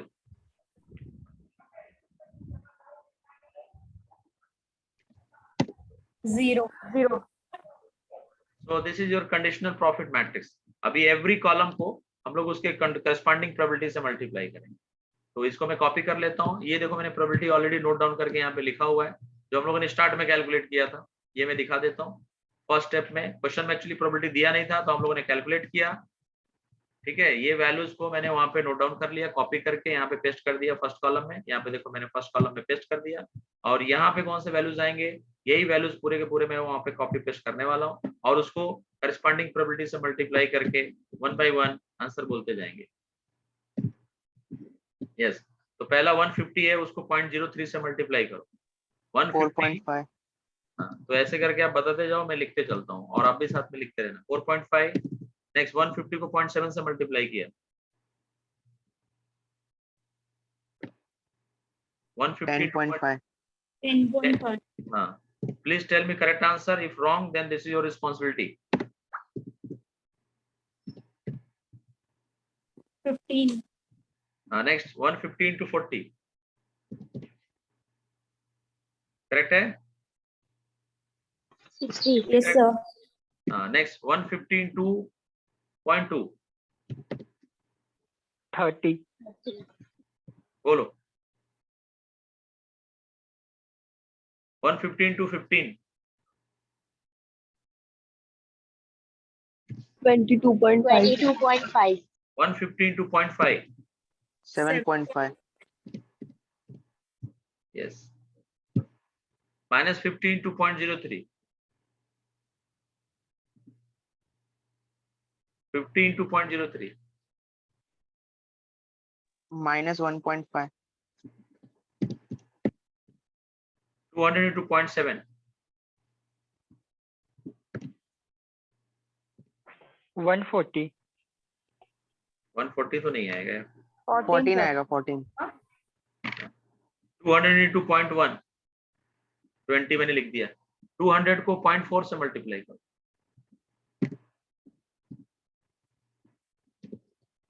ठीक है, 200 into 0.4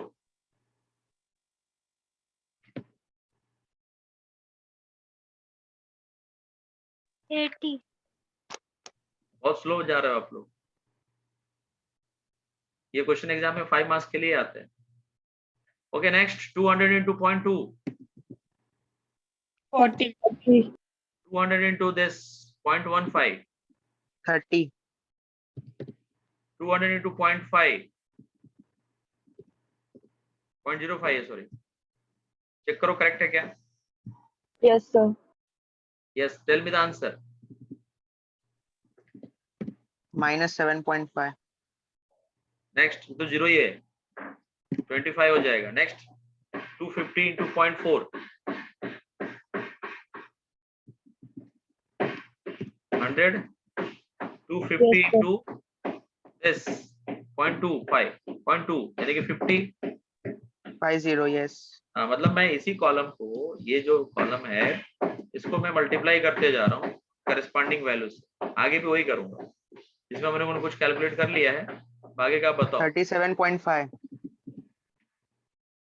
37.5 250 into this one 250 into 0.05 12.5.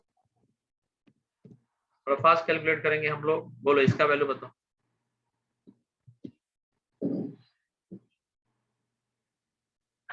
minus 13.5. 13.5. Okay, next.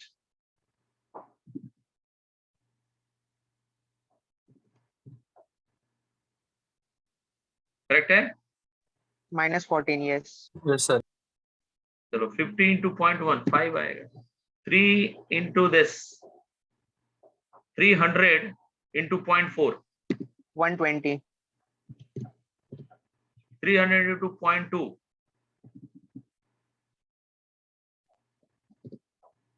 ठीक है? Yes, 60, right. 300 into 0.15. 45. 300 into 0.5. 15. Tell me the next values. 0.03 into 0.6. Sorry, 0.03 into 19. minus 650. Sorry. Yes, tell me the answer. Minus 19.5. अगला 400 को 0.07 से multiply करो. 28. 150 को 10 से मल्टीप्लाई करो.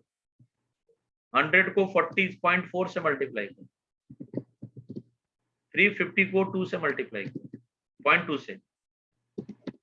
350 को 0.15 से मल्टीप्लाई करो. 350 into 0.15.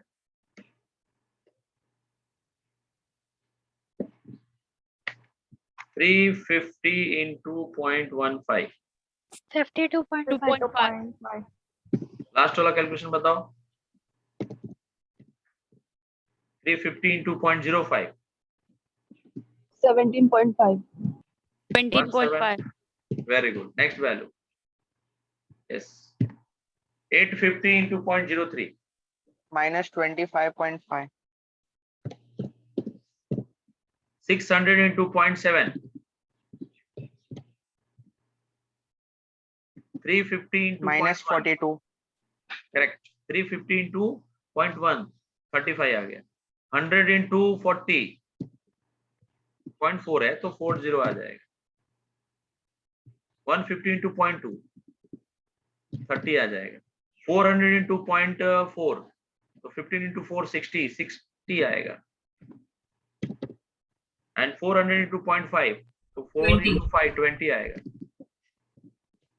ठीक है? इसको आप मल्टीप्लाई करके बताओ. 37.5. Minus 37.5. 37.5. Next. 70. Minus 70. 70. Next. 750 into 1. 500 into this. 200. Minus 200. Minus 200 आएगा कि 20 आएगा? 200 आएगा. 250 into this 50 आएगा. चेक कर लेना परफेक्ट है कि नहीं, तो 0 ही रहेगा. और ये 25. 25. करेक्ट है. 500 into 0.05. Yes, sir. सबको ऐड करो. हर एक कॉलम को. फर्स्ट कॉलम को ऐड करो. But 4.5, 10.5, 15, 60, 30 plus 22.5 plus 7.5. What is the result? सब लोग अलग अलग ऐड करेंगे प्लीज. कुछ स्टूडेंट दूसरा कॉलम ऐड करो, कुछ दूसरा कॉलम ऐड करो और एक ही साथ मुझे सारे आंसर्स बता दो प्लीज. 150. 150. किसी और ने दूसरा कैलकुलेट किया है? सब अलग अलग कैलकुलेट करो.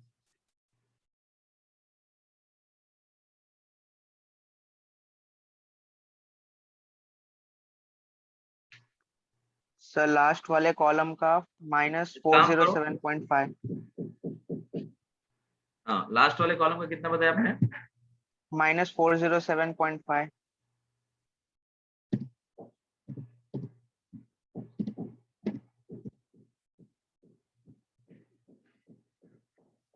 The third column 217.5.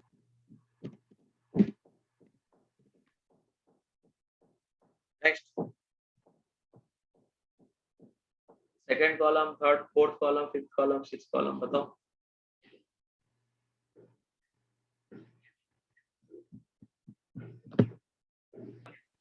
Sir second column में 192.5. एंड सर फोर्थ कॉलम में 217.5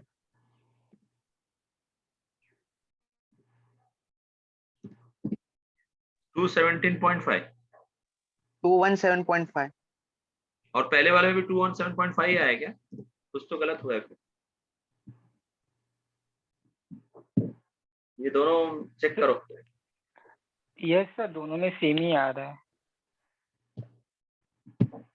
मेरे पास सॉल्यूशन है, मैं चेक कर लेता हूँ। यस सर सेम ही आ रहा है 217.5 ओके लेट्स सी, मेरे पास भी ऐड करके मैंने ऑलरेडी रखा हुआ है।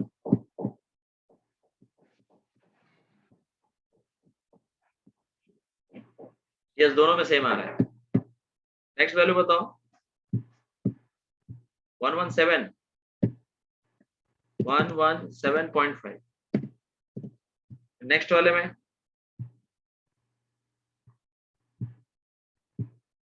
-32.5 यस। ओके, इसमें से मैक्सिमम कौन सा है? 217। 217. यस, तो either market side supply 25 maintain करेगा या फिर 30 मेंटेन करेगा। दोनों मेंटेन करेगा तो भी चलेगा, या तो 25 सप्लाई मेंटेन करे या फिर 30 मेंटेन करे, क्योंकि दोनों केस में सेम आंसर है 217.5 217। And what is the value? That is 2175 is the final answer. Understood? Yes sir. Sir. So next example मैं सॉल्व करता हूँ एंड आप नोट डाउन करने का काम बाद में करना, उसके बीच में हम लोग अटेंडेंस भी ले लेंगे। तो पहले आप यहाँ पे क्वेश्चन सॉल्व करते हैं। क्वेश्चन रीड करो। An ice cream retailer buys ice cream at a cost of 5 per cup and sell in the ₹8 per cup, right? Any remaining unsold at end of the day can be disposed at salvage price of ₹2। यानी price of disposal इसमें दिया हुआ है already. Understood? ₹2 दिया है। Clear? तो ये पहला प्राइस क्वेश्चन है जिसमें आपको प्राइस ऑफ डिस्पोज भी मिल गया। तो सारे वैल्यूज दिया है, मैट्रिक्स दिया हुआ है, क्वेश्चन आपने समझ लिया, फाइंड द ईएमएफ वैल्यू पूछा है। ओके सो स्टार्ट करते हैं। मैंने यहाँ पे वैल्यूज भी लिखा है, सेलिंग प्राइस की जगह 8, कॉस्ट प्राइस की जगह 5, सारे वैल्यूज मैंने यहाँ पे ऑलरेडी नोट डाउन कर लिए। आप मुझे यहाँ के कैलकुलेशन बताना शुरू करो, ठीक है? सॉल्व करने का काम बाद में करना, पहले मुझे हेल्प करो कैलकुलेशन। सो सप्लाई और डिमांड दोनों इक्वल है तो पहला फॉर्मूला यूज होगा। 8 - 5 कितना होता है? Yes tell me, 8 - 5 is what? 3. 3 3 into 15 45। आगे 45 होते चला जाएगा। चलो नेक्स्ट वाले में डिमांड लेस हो गया, नाउ सप्लाई इज ग्रेटर ना, तो आप दूसरा फॉर्मूला यूज करेंगे, ये वाला फॉर्मूला। अब इस फॉर्मूले में डिमांड की जगह 15, सप्लाई की जगह 16 सब्स्टिट्यूट करके फाइनल आंसर बताओ। बट उसके आगे के जो भी वैल्यू होगा वो ऊपर वाले फॉर्मूला से कैलकुलेट, ये वाले फॉर्मूले से, जिसमें सप्लाई 16 लिखना है और आपका एसपी माइनस सीपी 8 है, 3 है, तो 16 into 8 3 48 ना। पहला आप बताओ, दूसरा मैं बता रहा हूँ। फर्स्ट वाला 38 सर। आगे का 48 आ गया, ये 38 आया क्या? हाँ सर। ये 8 into 15 किया, -5 into 16 किया, +2 into 16 - 15 यानी कि 1 आया रहेगा, तो फाइनली 38। ठीक है, ये फर्स्ट टू 42 आएगा। सॉरी 42 आएगा। 42। ठीक है 42 आएगा, गलत आंसर मत बताओ। ओके, अब ये फर्स्ट टू वैल्यू आप कैलकुलेट करेंगे ये वाले फॉर्मूले से, नीचे वाले फॉर्मूले से मतलब, ठीक है?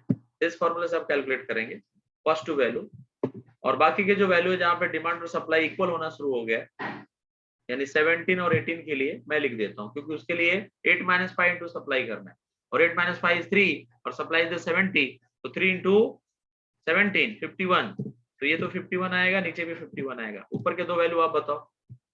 Sir first value 39। 39। नेक्स्ट वाला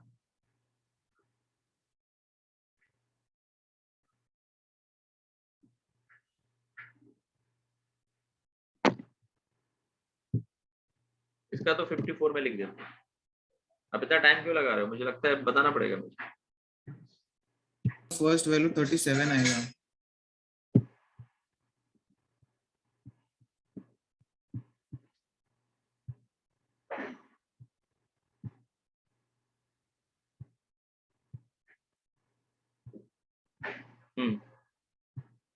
39 के बाद क्या है अगला वैल्यू?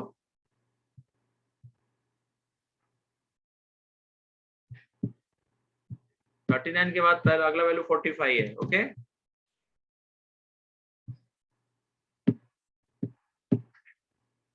और इसमें 36, 42, 48, 36, 42, 48, 36, 42 एंड 48। ठीक है, इसी में कैलकुलेट करके सॉल्व करना था, बट आप कर नहीं पा रहे हो। तो मैंने काफी एग्जांपल बताया, आप खुद से करो। यही फॉर्मूले के अंदर सप्लाई और डिमांड सब्स्टिट्यूट करते चले गए और आंसर मिलते चला गया। ठीक है ना, ये 3 वैल्यू मैंने यहाँ से कैलकुलेट किया। ये सिलेक्टेड फॉर्मूला यूज करके मैंने ये 36, 40 कैलकुलेट किया। अब इसको हम लोग मल्टीप्लाई करेंगे प्रोबेबिलिटी से। क्वेश्चन में ऑलरेडी प्रोबेबिलिटी दिया हुआ था, तो आप मुझे 1 बाय 1 मल्टीप्लाई करके बता दो। Yes, 45 into this one 4.5. Next value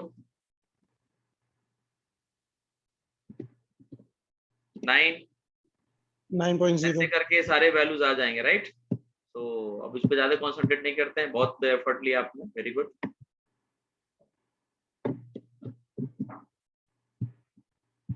आप क्रॉस चेक करो, राइट है क्या सारे वैल्यूज? सो इसमें वैल्यू रॉन्ग है। सारे वैल्यूज मैंने नोट डाउन कर दिए। एक मिनट, ये एक second, just a second.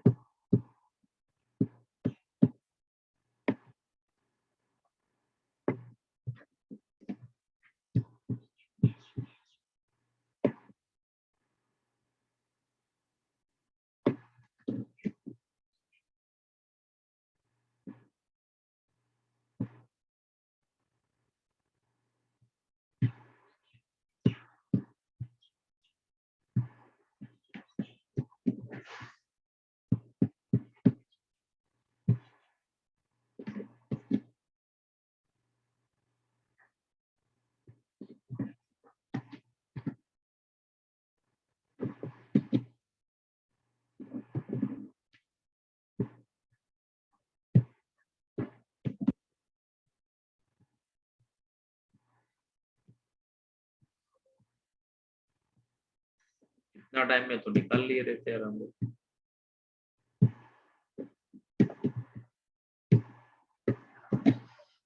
Okay, सो ये सब कैलकुलेट करके आंसर आ गया, और इसका maximum value is the 48 point this. So आप इसको नोट डाउन कर लो प्लीज, दोनों मैट्रिक्स नोट डाउन कर लो।